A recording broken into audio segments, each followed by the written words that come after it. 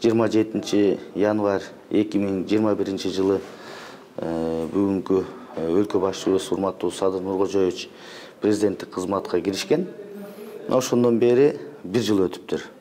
Бул 1 жыл абдан чоң мындай ашуу, тайгак кечүү маал болду десек болот. Себеп дегенде баарыбызга белгилүү болгондой, өлкөбүздүн экономикалык, социалдык абалы мындай жакшы эмес эле.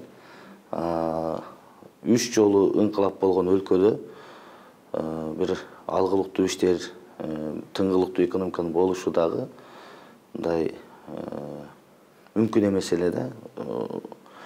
Өкүнүчкө карай ушул бизде мурунку ыңкылаптар өзүнүн мындай эл каалаганчалык чоң натыйжа берген жок. Тескерисинче бир топ жагдайлар боюнча артыкка кетүүлөр болду. Айрыкча кадр саясатында өтө чоң жоготуулар болду. Ошол мыкты иш билги, жөндөмдүү адамдар Акаевчи, Бакиевчи, Атамбаевчи болуп, Жээнбековчи болуп бөлүп салды да.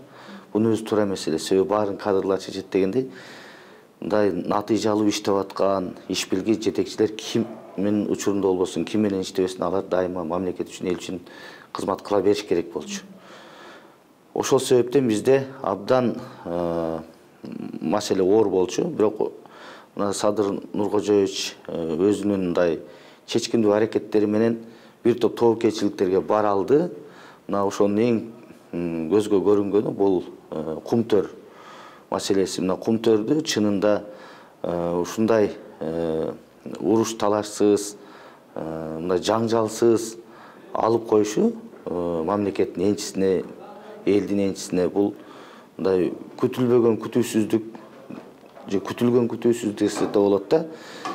Мына ошонун эле натыйжасында бизде мына бир топ экономикабызга мындай жакшы иштер башталды. Ошол кумтөрдөн түшкөн кирешелерден, каражаттардан улам экономикага бир топ өстүрүүгө, өөлгө боло баштады. Андан сырткары мына дыйкандардын жер салыгынан бошотулушу толук бойдон бул дагы өтө чоң кадам болду. Ошол эле учурда жөлөк пулдары, мына жетим балдардын жөлөк пулдары 3 эсе көтөрүлдү да, 4 эсеге чейин көтөрүлдү. Бул аябай чоң чечкиндүү иш чара болду десек болот. Ошону менен катар бир катар бюджеттен каржыланган кызматкерлердин эмгек маяналары мезгили менен көбөйүп атат.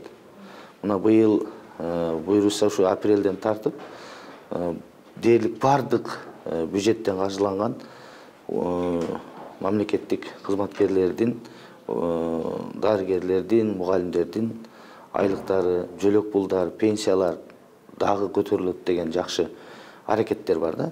Мына ушулардын бардыгы ушул 1 жылда чоң мындай көзгө көрүнгөн иш болду. Адатта мындай ишти 3-4 жылдап жасачу эле да. Мына ушул тобокелчиликтерге бара алды. Ал эми коррупция менен күрөшүү, жемкорлук менен мурда болуп көрбөгөндөй жүрүп атат. Мына ошол Садыр Нуркожоевич менен бирге Камчы Кыдыршаевич аябай чоң иш жүргүзүп атат бул тарапта. Мурда мындай болгон эмес, тандалма болгон. Азыр тегиз ошол жемкорлукка байланышкан жеп ичкен мамлекеттик мурдагы азыркы жетекчилер четинен камалып мамлекетке ошо жеген ичкендерин төгүп берип атат. Мына ушундай көрүнүштөр болду. Анан эң дагы бир айта турган нерсе, мына таза шайлоо өттү. Бизде парламенттик шайлоо мурдагы шайлоолорго караганда 70-80% таза өттү деп ишенимдүү түрдө айта алабыз. 70-80% деген кээ бир жерлерде эми баягы үйрөнгөн адат калабы, уйга жүгөн салабы дегендей мурдагы адаттар сөз болот экен. Анча мынча угуп аттык, эл айтып атты. Ал эми административдик ресурсту токтотуу мындай кам буугандай эле токтоду да. Эч кандай административдик ресурс колдонулган жок. Бир да мамлекеттик жетекчилер шайлоого аралашкан жок. Бул ачык чындык. Ал эми элдин өзүндө дагы иштеш керек экен, дагы түшүнүктөр керек экен. жана акча таратуу анча мынча нерселер болгон. Эми мен ойлойм биринчи жолкусунда бул да өтө чоң жетишкендик. Бул мен ойлогом бир 50-60%га таза өтөт десем, жок, 70-80% таза өттү. Бул чоң секирик.